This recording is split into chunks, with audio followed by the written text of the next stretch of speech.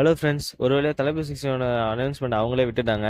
எதுவும் புதுசாலாம் இல்ல. எல்லாம் கேள்விப்பட்டது தான். அச்சின் வந்து தான் டைரக்ட் பண்றாரு. அனிருத் தான் மியூசிக் பண்ண போறாங்க இந்த படத்துல. லியோக்கு அப்புறமா அனிருத் வந்துட்டு இப்ப மறுபடியும் இப்ப இந்த படத்துல ஜாயின் பண்ணியிருக்காங்க. ஸோ அனௌன்ஸ்மெண்ட் போஸ்டர் வந்துச்சு. இதுதான் அனௌன்ஸ்மெண்ட் போஸ்டர். போஸ்டர் பார்க்கும்போது ஒரு மாரி பாலிடிக்ஸ் சம்மந்தமா தான் இருக்கு. ஆனா அவர் இப்ப ரீசெண்டா நடந்த அவார்ட் ஃபங்ஷன்ல பாலிடிக்ஸ் படம்லாம் இல்ல. லைட்டா பாலிடிக்ஸ் இருக்கு. ஃபுல்லா கமர்ஷியல் படம் தான் சொன்னாரு.